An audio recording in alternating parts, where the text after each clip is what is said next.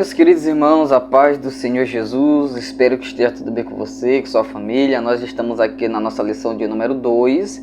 Essa lição será ministrada no dia 12 de janeiro de 2025 e o tema dela é Somos Cristãos.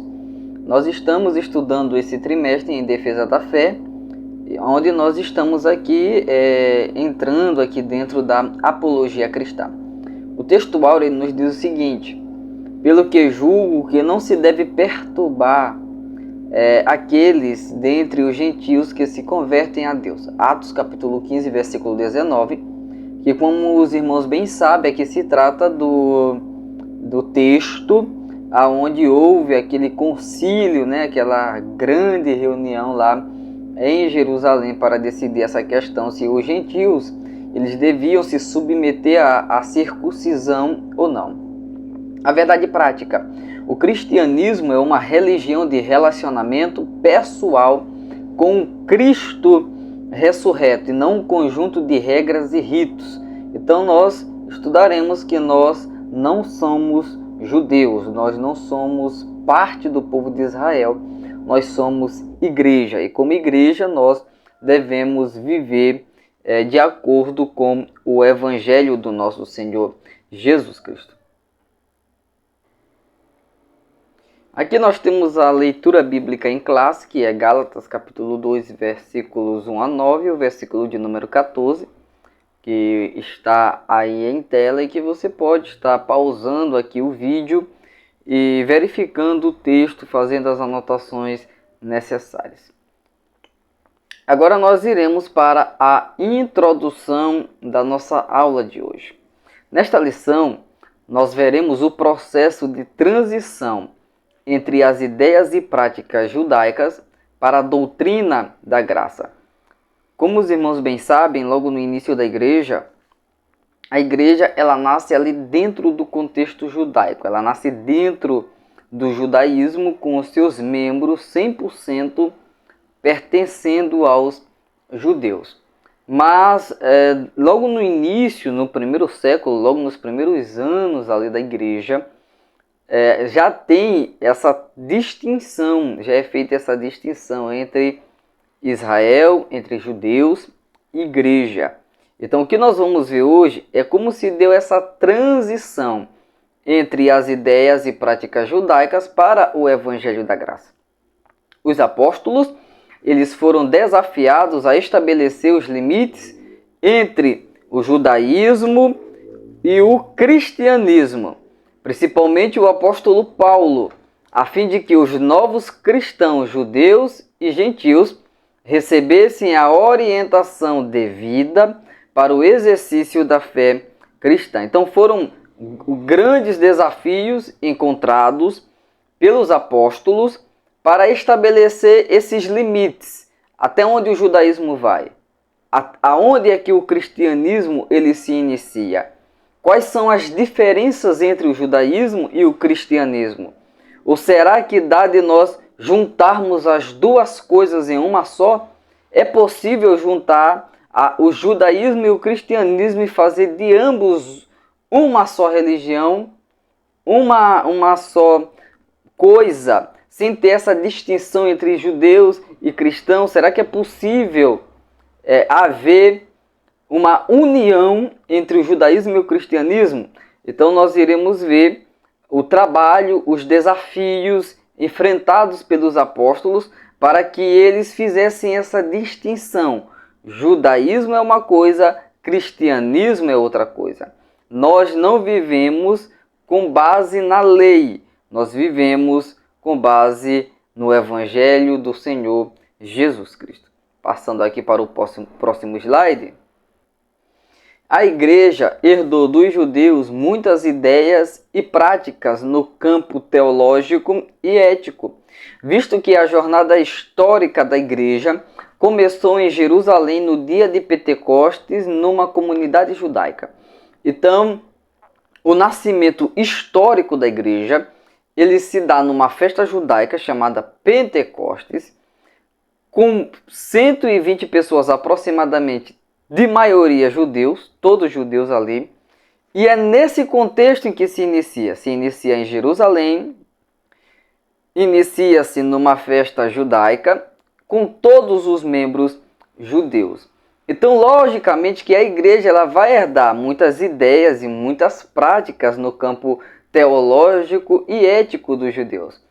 Mas o cristianismo não pode se tornar uma vertente ou uma seita dentro do judaísmo. Não pode acontecer isso. É por isso que deve haver essa distinção entre judeu e cristão, entre judaísmo e cristianismo. Nós veremos que Gálatas 2 é um relato de um dos debates que mostram o limite entre o judaísmo e o cristianismo.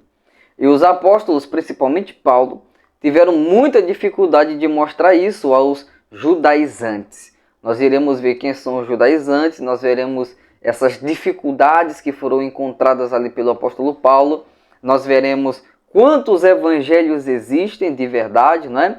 E tudo isso nós veremos aqui nesta aula que você está participando e eu agradeço a sua presença aqui conosco. Nosso primeiro ponto fala sobre prevenindo-se contra a tendência judaizante. Já o nosso primeiro subponto fala sobre subindo outra vez para Jerusalém. Gálatas capítulo 2, versículo 1 e 2. 14 anos depois da sua conversão a Cristo, Paulo sobe pela segunda vez a Jerusalém. Essa segunda visita foi por revelação divina. Então nós vamos abrir aqui o texto de Atos dos Apóstolos, capítulo de número 11, que é onde narra essa visita a Jerusalém. Capítulo de número 11 de Atos dos Apóstolos, versículos 27 ao versículo de número 30. E eu estou lendo aqui na Almeida Revista e Atualizada. Ok? Veja só como diz a palavra do Senhor. Naqueles dias, desceram alguns profetas de Jerusalém para Antioquia. E apresentando-se um deles, chamado Ágabo, dava a entender pelo Espírito que havia de vir grande fome por todo o mundo, a qual sobreveio nos dias de Cláudio. Os discípulos, cada um conforme as suas posses, resolveram enviar socorro aos irmãos que moravam na Judéia. O que eles, com efeito, fizeram, enviando-o aos presbíteros por intermédio de Barnabé e de Saulo. Então, 14 anos depois que Paulo, ou Saulo, que é o mesmo nome, tá? Só que Paulo diz respeito ao seu nome romano e Saulo diz respeito ao seu nome hebraico. É a mesma pessoa, é o mesmo nome. Então Paulo, ele sobe 14 anos depois, ele vai de Antioquia para Jerusalém por meio de uma revelação. Dessa revelação de Ágabo, porque Ágabo, ele profetizou, revelando que haveria de vir uma grande fome. Então, os irmãos, eles lá em Antioquia, resolveram enviar provisões para socorrer os crentes da Judéia. Os irmãos que moravam naquela região que estava sendo tremendamente afetada pela fome.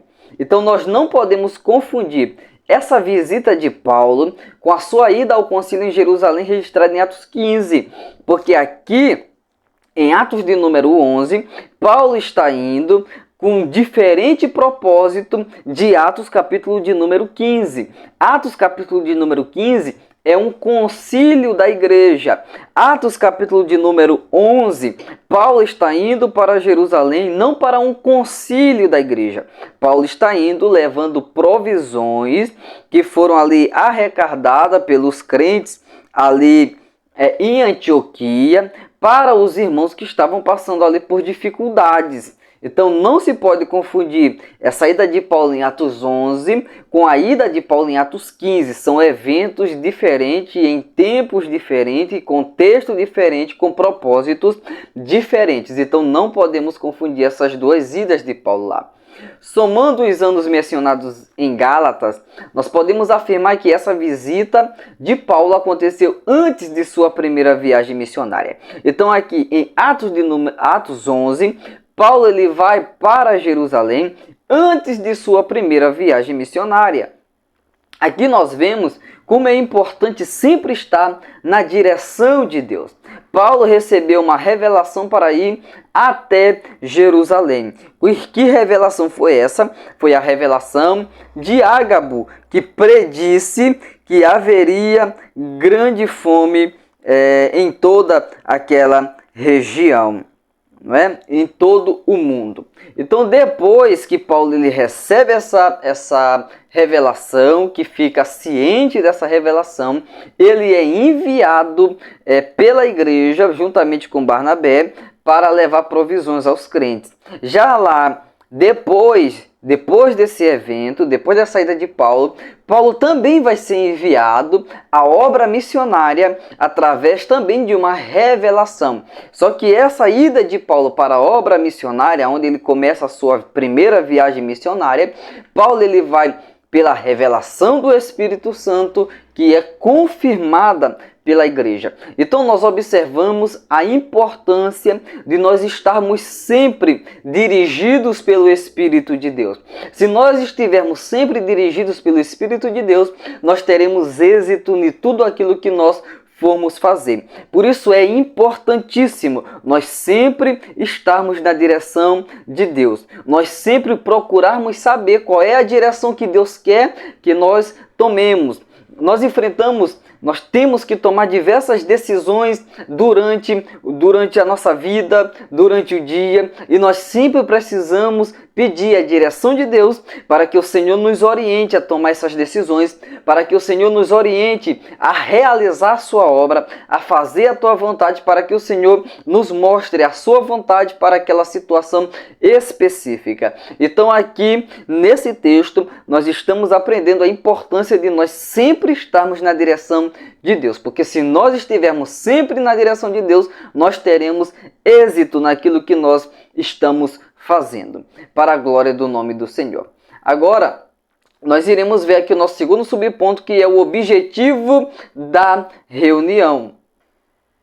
Então, como nós já havíamos falado, Paulo ele vai para a região ali da Judéia, da Galileia, né, para os irmãos ali em Jerusalém que estavam passando por necessidade. Ele vai para essa segunda visita por meio dessa revelação, provavelmente de Ágabo, como nós vimos, porque está ali na perícope do texto. O texto dá a indicar isso, dá a mostrar isso, que essa missão de Paulo foi levar donativos para os irmãos pobres da Judéia, que estavam passando por essa dificuldade.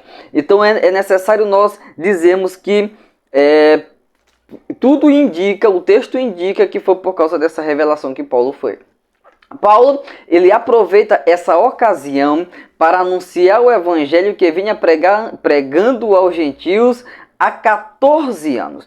Então, há 14 anos, Paulo vinha pregando o evangelho aos gentios. E como surgiu essa oportunidade, essa ocasião de Paulo ir até Jerusalém, de Paulo ir ali até a Judéia para socorrer esses irmãos, levar donativos, suprimentos para esses irmãos, Paulo aproveitou essa ida dele para anunciar o evangelho do Senhor Jesus, que ele já vinha pregando fazia 14 anos aos gentios. Agora uma pergunta para a reflexão que fica para nós é: será que nós temos aproveitado todas as oportunidades que nós temos para pregar o Evangelho? Nós temos aproveitado as oportunidades? Repara que Paulo não foi enviado para lá para pregar o Evangelho. Paulo não foi mandado para aquela região para ele pregar o evangelho. Paulo foi enviado para levar donativos àqueles irmãos. Mas Paulo ele aproveita essa ida dele para pregar o evangelho. E nós? Será que nós estamos aproveitando as oportunidades que Deus nos dá para conhecermos pessoas diferentes, lugares diferentes, encontrarmos pessoas, temos a oportunidade de conversar com pessoas e nós temos aproveitado essas oportunidades, essas ocasiões e essas situações para nós pregarmos o Evangelho. Isso aí são coisas que nos levam a refletir. Nós devemos aproveitar todas as oportunidades para nós pregarmos o Evangelho do Senhor Jesus Cristo. Paulo tinha convicção de que recebeu esse Evangelho de Deus. E ele estava consciente de que a sua subida a Jerusalém era em obediência a uma ordem divina. Isso fazia total diferença, pois Paulo tinha confiança de que Paulo tinha consciência de que estava fazendo a vontade de Deus e o Senhor faria com que ele tivesse êxito em sua missão. A única forma de termos êxito é quando nós obedecemos à voz do Senhor. Então Paulo ele foi sem medo. Paulo pregou sem medo, Paulo anunciou o Evangelho sem medo, porque Paulo ele tinha plena consciência e convicção de que ele estava indo ali por causa de uma ordem de Deus. Porque se você se lembra bem, se o irmão se lembra bem, quando Paulo ele foi salvo por Jesus, quando o Senhor o encontrou ali no caminho para Damasco, que o Senhor salvou ele naquela visão espetacular, não é?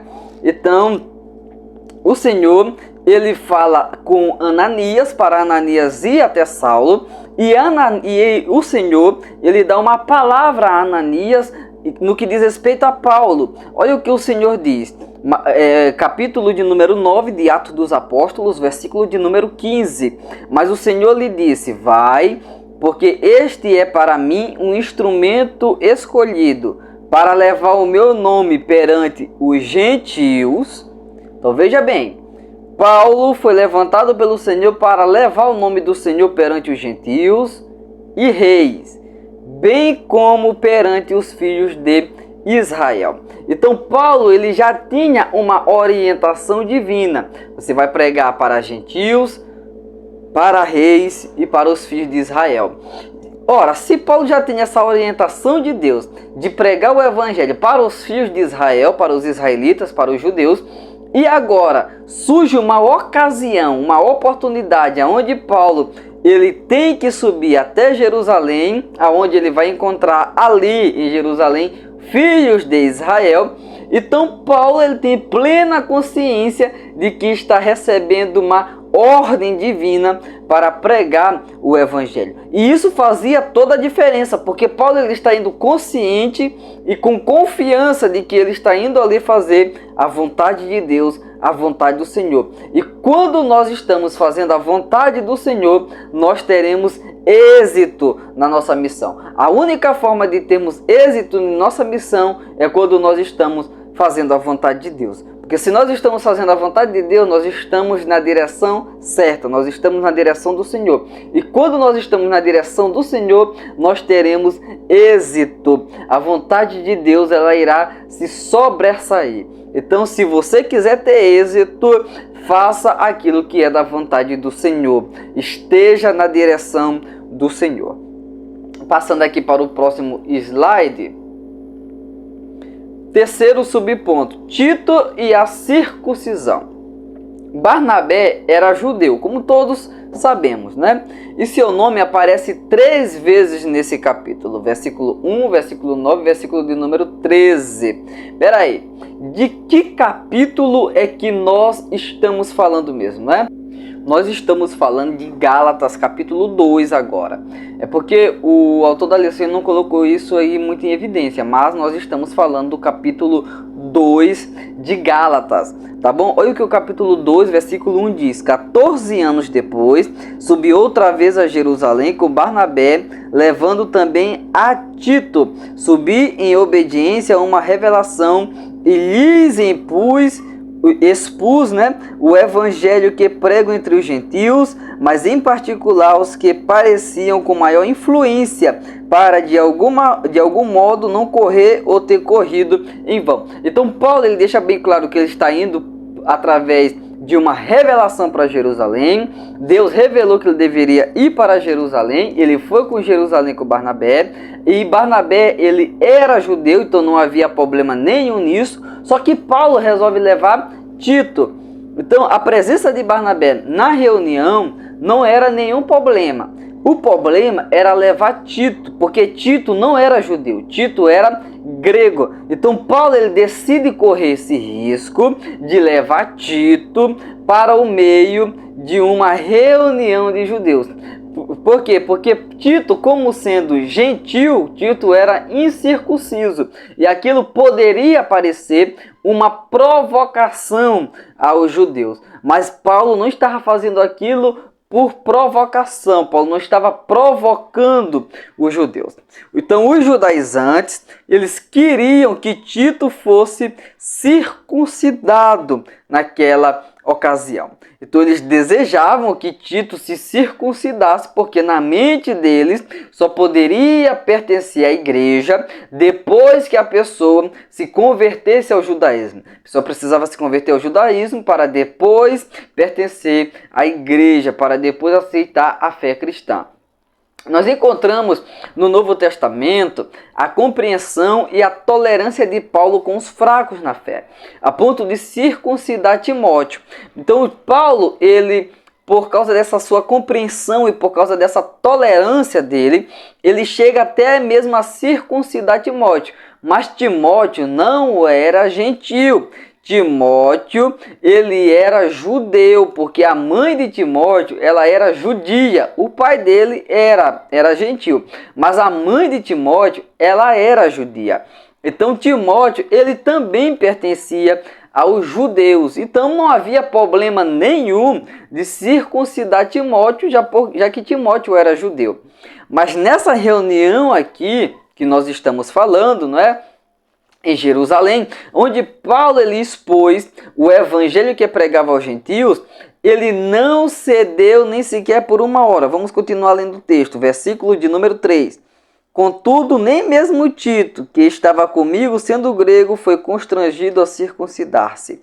E isto por causa dos falsos irmãos que se entremeteram com o fim de espreitar a nossa liberdade que nós temos em Cristo Jesus e reduzir-nos à escravidão, às quais nem ainda por uma hora nos submetemos. Então Paulo ele não se submeteu a essa questão de circuncidar Tito, e isso por duas razões. Primeiro, porque Tito ele era gentil.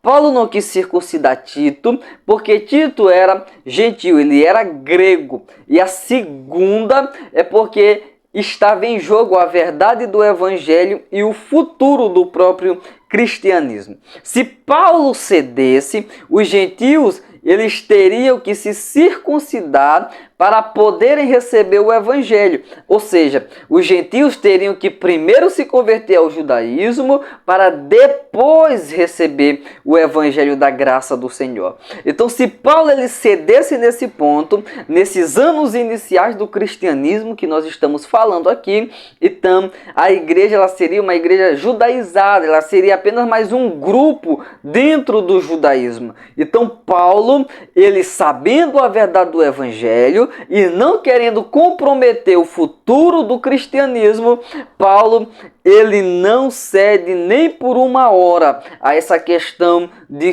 Tito ser circuncidado, sendo Tito grego. Então, Paulo não cedeu por essas duas razões. O nosso segundo ponto fala sobre a tendência judaizante no início da igreja. O nosso primeiro subponto fala sobre o espanto do apóstolo Paulo. Tão logo Paulo retornou de sua viagem, ficou sabendo que os irmãos da Galácia estavam vivendo outro evangelho. Isso deixou o apóstolo estarrecido e atônito pela rapidez do desvio deles. Capítulo 1 de Gálatas, versículo de número 6. Admira-me que estejais passando tão depressa daquele que vos chamou na graça de Cristo para outro evangelho. Então Paulo ele fica atônito, fica até surpreso, porque com uma rapidez muito grande, aqueles irmãos da Galácia, da igreja, os Gálatas, eles estavam passando da graça do evangelho verdadeiro para um outro evangelho. Essa palavra que Paulo usa, passando, indica que aqueles irmãos eles estavam abandonando a fé e o evangelho. Então eles estavam caminhando para longe do verdadeiro evangelho. Eles estavam sendo enganados por um falso evangelho. As heresias, elas causam isso no meio da igreja. Ela afasta os irmãos do verdadeiro evangelho. As heresias, elas cegam as pessoas. Elas apresentam inovações ao evangelho de Cristo. Ela faz com que a pessoa ela abandone a fé verdadeira. Então as heresias, elas são terríveis, elas são destruidoras, elas causam divisões no meio da congregação, elas causam divisões no meio do corpo de Cristo, ela cega as pessoas.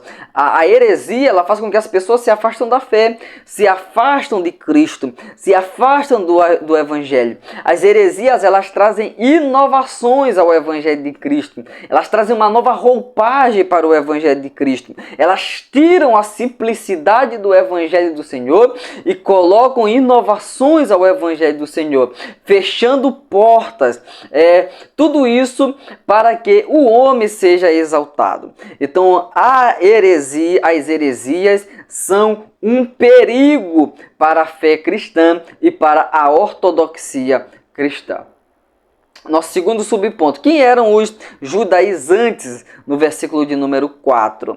A única vez que esse termo aparece é em Gálatas, capítulo 2, versículo de número 14. E significa viver como judeu. Então, o que é um judaizante?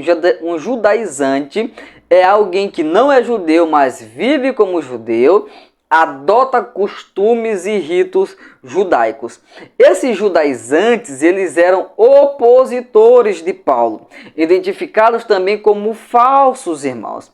Eles não somente eram opositores de Paulo, mas também opositores do evangelho, visto que eles estavam apresentando um falso evangelho. Então esses judaizantes que queriam impor esses costumes judaicos, esses ritos judaicos, queriam impor que os gentios eles vivessem como se fossem judeus. Eles queriam impor isso para a igreja, impor isso para os gentios. Eles são identificados como falsos irmãos. E eles eram opositores de Paulo, porque Paulo pregava a graça de Deus e Paulo não via necessidade nenhuma dos gentios eles se tornarem ali adeptos do judaísmo para depois aderirem ao evangelho. Não existia essa barreira. Ela sola gratia, somente a graça de Deus era suficiente para salvar os gentios. Os gentios não precisavam viver como judeus, não precisavam imitar os judeus, não precisavam adotar os costumes judaicos, não precisavam adotar os ritos do judaísmo para eles serem salvos. Eles precisariam confiar somente no sacrifício do Senhor Jesus Cristo.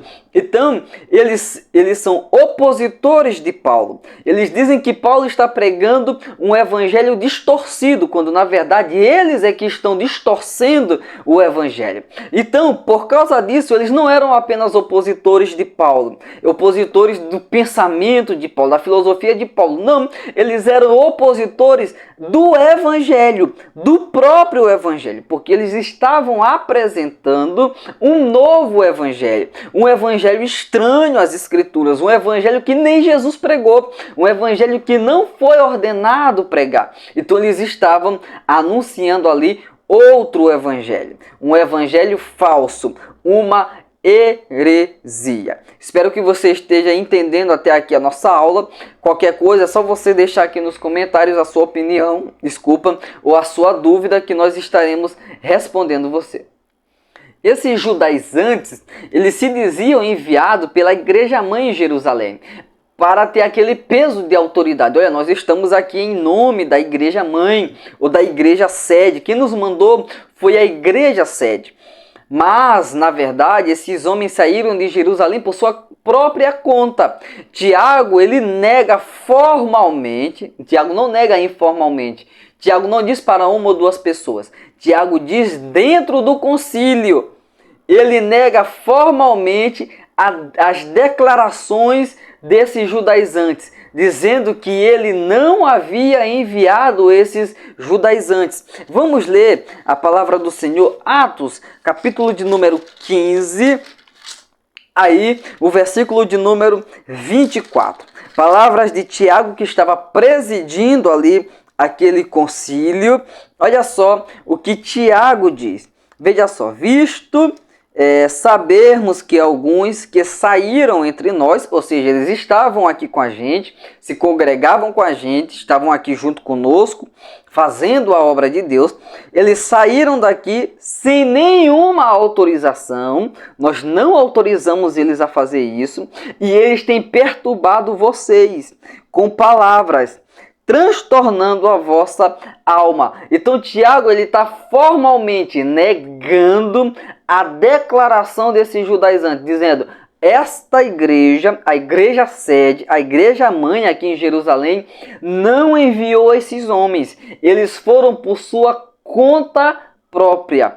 Esses judeus, convertidos ao Senhor Jesus, eles ensinavam que os gentios deveriam observar a lei de Moisés como condição para salvação. Atos, capítulo de número 15, versículo de número 1. Alguns indivíduos que desceram da Judéia ensinavam aos irmãos: se vocês não se circuncidarem segundo o costume de Moisés, vocês não podem ser salvos. Então esse pessoal, que eles saem de lá dizendo que tem autorização da igreja mãe lá em Jerusalém, quando na verdade não tem, Tiago nega isso, eles saem dizendo que é necessário eles se circuncidarem e observarem a lei de Moisés para eles serem salvos. Ou seja, na visão desses judaizantes, não era somente a graça, não era somente a fé, tinha que ser a graça mais a observância da lei.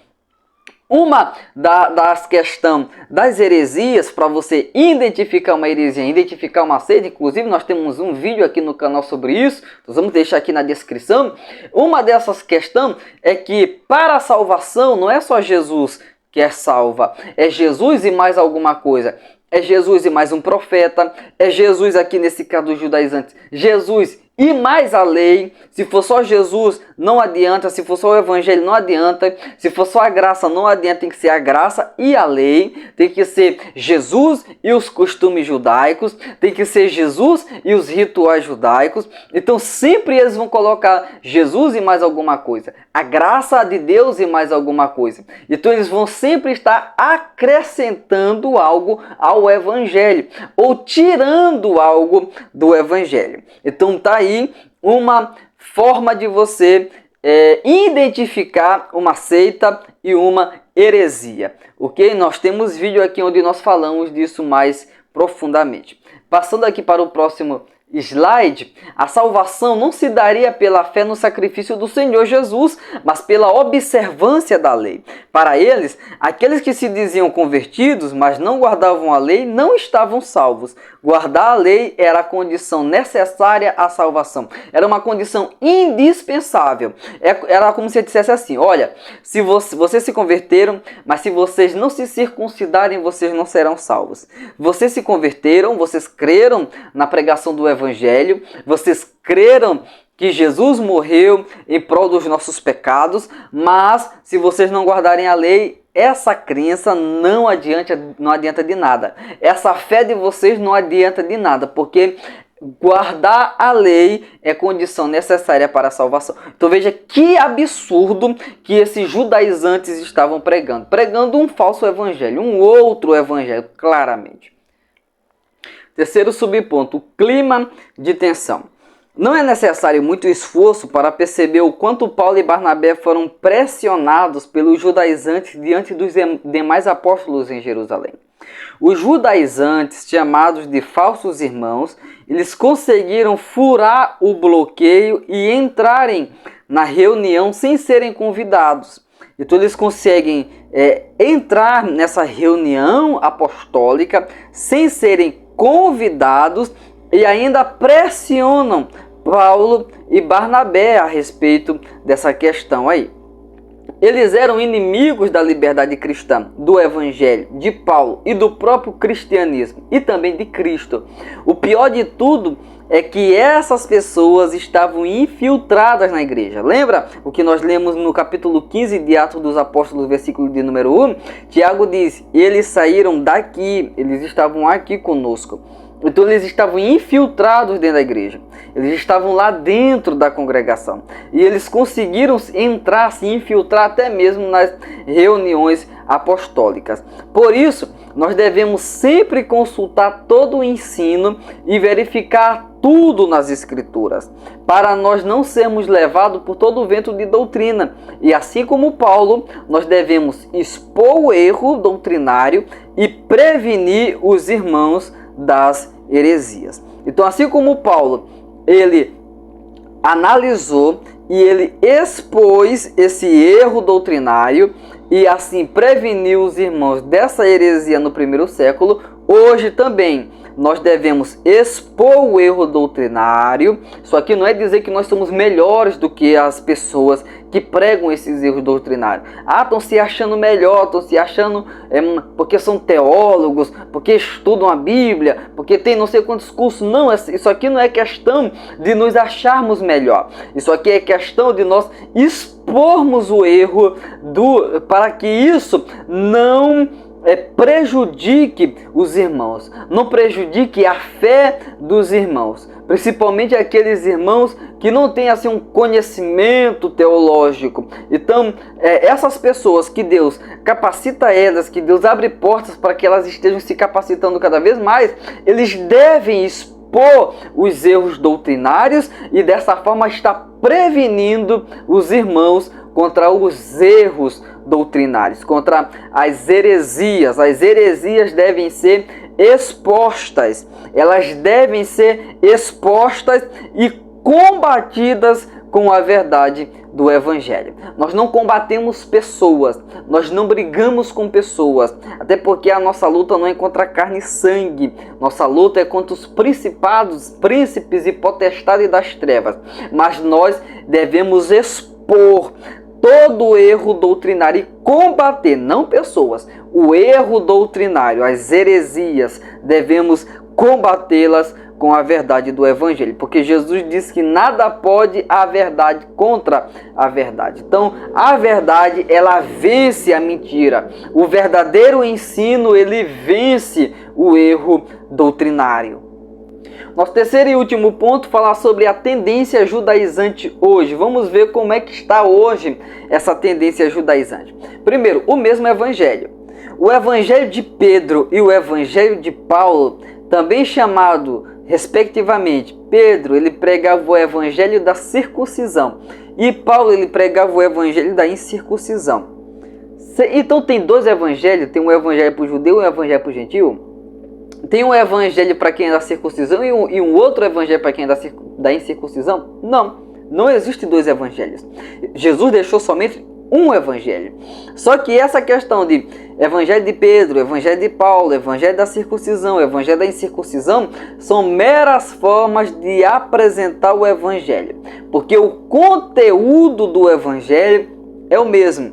O conteúdo do evangelho para o judeu é o mesmo para o gentio. Se mudar o conteúdo do evangelho, o evangelho passa a ser uma heresia. Isso passa a ser um outro evangelho, não o evangelho verdadeiro. Então, não se muda a mensagem do evangelho, se muda a forma de apresentar essa mensagem, da forma como nós vamos apresentar esse, por exemplo, eu não apresento o evangelho, nós não apresentamos o evangelho, melhor dizendo, para um empresário, da mesma forma como nós apresentamos esse evangelho para um mendigo, por exemplo. A forma de apresentar o evangelho, elas são diferentes, mas o conteúdo do evangelho, ele é o mesmo, porque se o conteúdo mudar, não é mais o evangelho, é um outro evangelho, ou seja, uma heresia. O compromisso de Paulo era com os gentios ele foi constituído por Deus apóstolo e doutor dos gentios, como nós inclusive já lemos, e aí tem outros textos que você pode consultar. Ou seja, ele foi constituído por Deus para pregar para os não-judeus, para as pessoas que não eram judeus, ou seja, para os gentios. Já o ministério e o compromisso de Pedro era com os judeus, mas a mensagem de Pedro e a de Paulo eram a mesma. É o Evangelho é o mesmo. O Evangelho não muda e nem pode mudar. Nosso segundo subponto fala sobre o perigo da mensagem judaizante. Os apóstolos, eles viam em tudo isso dois problemas sérios. Primeiro problema sério dessa questão de judaizar o Evangelho: ameaça à liberdade cristã. A liberdade cristã, a liberdade que as pessoas têm em Cristo, estava ameaçada. O segundo problema era o perigo de o cristianismo se tornar meramente uma seita judaica, assim como os saduceus, assim como, por exemplo, os fariseus também. Então, o cristianismo ele seria mais uma mera seita dentro do judaísmo. É por isso que devia ser combatido essa heresia, esse pensamento errado, esse ensino errado. Os cristãos judaizantes, eles alteravam o cerne do evangelho, porque eles colocavam a lei como complemento da obra que Jesus efetuou no Calvário. Era de fato um outro evangelho. Por isso, o apóstolo Paulo amaldiçoou eles. Na verdade, quem tem o Espírito Santo vive pelo Espírito. Então, eles estavam pregando um outro evangelho. Eles mudaram o conteúdo do evangelho. Eles mudaram o cerne da mensagem do evangelho. Então eles transformaram o evangelho em um outro evangelho, em uma heresia. Então, contra a tendência judaizante, é preciso aprender a viver na dependência do Espírito e não da lei. Então nós devemos aqui viver no domínio do Espírito Santo, lutando contra os vícios da carne e buscando as virtudes do fruto do Espírito. Nosso terceiro subponto fala sobre as práticas judaizantes hoje. Então, quais são hoje as práticas judaizantes? Elas são basicamente a guarda do sábado. Então, as pessoas que defendem a guarda do sábado, elas dizem que se você aceitar Jesus como Salvador da sua vida, você demonstrar com a sua vida que você se arrependeu da sua vida pecaminosa, que você agora está buscando viver de acordo com a vontade de Deus. Mas se você não guardar o sábado, você não vai ser salvo. Então isso é uma prática judaizante. Eles fazem a mesma coisa que eles estavam fazendo aqui em Gálatas. A observância rigorosa das leis diéticas do judaísmo, a liturgia da sinagoga, o uso do shofar, que é uma trompa geralmente feita de chifre de carneiro. Você já viu aqueles cultos que eles se iniciam, as reuniões que se iniciam com o toque dessa trompa, desse shofar, que é um chifre de carneiro que para iniciar o culto, para iniciar a reunião, tem que ser tocado primeiro esse shofar? Pois é, isso aí é uma prática judaizante. O uso do talit, que é o manto para a oração. Você já viu? Aquelas pessoas que elas têm que usar, não são nem judeus, não são nada, e eles têm que usar esse talit, que é esse manto para orar. Pois é, isso é uma prática judaizante. E o uso do kippar, que é o solidel que os judeus religiosos usam sobre a cabeça. Então tudo isso aí é prática judaizante que nós vemos hoje se infiltrando sorrateiramente dentro da igreja. E a gente diz isso não tem nada a ver, isso tem tudo a ver. Nós precisamos tomar cuidado. Nós não somos judeus. Nós não nascemos, nós não fazemos parte da igreja para nós adotarmos os costumes judaicos. Judaísmo é uma coisa, cristianismo é outra coisa. A lei é uma coisa, o evangelho é outra coisa. A graça, ela não necessita desses subterfúgios, desses artefatos, não é? A graça, ela é suficiente. Por isso que um dos lemas da reforma é solo gratia, somente a graça. A graça, ela é suficiente. Nós não precisamos observar o sábado, nós não precisamos imitar a liturgia da sinagoga, nós não precisamos usar o shofar nos nossos cultos, nós não precisamos usar o talit. Já imaginou? Nas reuniões das irmãs do círculo de oração, as irmãs tudo usando o talit. Já imaginou? Na hora do culto que os irmãos forem orar, os irmãos vão fazer uma oração aqui no culto, aí todo mundo tem que usar o talit, e o irmão que não foi com o talit, não é? Que confusão, que coisa. Então, isso aqui são práticas judaizantes que nós não podemos abraçar. Nós não podemos abraçar isso.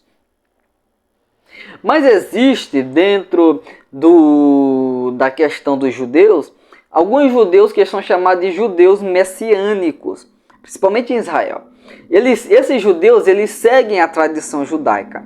Isso acontece simplesmente para preservar a identidade cultural deles. E tem amparo neotestamentário, tem amparo nas escrituras sagradas. Então isso, eles não estão judaizando o evangelho do Senhor Jesus. Veja só o que o apóstolo Paulo diz. É alguém chamado estando circuncidado, ou seja, a pessoa está circuncidada e ela foi chamada dessa forma, ele é um judeu e foi chamado para o evangelho dessa forma, olha o que o apóstolo Paulo diz: fique circuncidado. Ou seja, na conversão a Cristo do judeu, ele não precisa mudar a sua tradição, ele não precisa mudar a sua cultura, ok? Agora nós vamos aqui para o próximo slide. Veja só, da mesma forma, primeira carta de Paulo aos Coríntios, capítulo 7, versículo 18, parte B. É alguém chamado estando incircuncidado, ou seja, nós gentios? Então não se circuncide, ou seja, não viva de uma forma judaica, porque você não é judeu, você é gentil. Ou seja, ele não precisa se judaizar. É erro o não judeu, ou seja, nós que somos gentios, é um erro nós adotarmos as práticas judaicas na liturgia dos nossos cultos e também no dia a dia para imitar o judaísmo. Paulo conclui da seguinte forma: cada um fique na vocação em que foi chamado. Você foi chamado sendo gentil, então você não precisa imitar os costumes e a cultura judaica. Deus lhe chamou dessa forma, Deus quer que você venha dessa forma para Ele mudar você, para Ele transformar você, para Ele fazer de você uma nova criatura, para você viver nos domínios do Espírito Santo e assim glorificar o Senhor com a sua vida. A aplicação dessa lição: em cada época, a igreja ela é ameaçada por tentativas diabólicas de desviá-la da verdadeira fé. Que a partir do estudo fiel das Sagradas Escrituras, nós possamos rejeitar os falsos ensinamentos e preservar a unidade doutrinária e a ortodoxia cristã. Conclusão da nossa aula de hoje. O resultado da reunião foi desfavorável aos judaizantes. Não podia ser de outra forma, não é? Só o fato de os apóstolos, sendo judeus, concordarem com a explicação sobre a especificidade de cada grupo dada por Paulo já apontava o engano desses legalistas sobre a obra salvífica em Cristo. Esse resultado serviu tanto aos Gálatas como a todo o cristianismo nesses mais de 20 séculos de história. Assim, a diferença entre os judeus messiânicos e os cristãos judaizantes atuais é que os judeus eles estão preservando uma cultura hereditária do seu povo, e os cristãos judaizantes dos dias de hoje, eles estão colocando remendo novo em pano velho. Então, meus queridos irmãos, até a próxima, que o Senhor Jesus nos abençoe e eu aguardo você na próxima aula aqui na nossa sala da Escola Bíblica Dominical. Então, a paz do Senhor e até a próxima, se Deus permitir.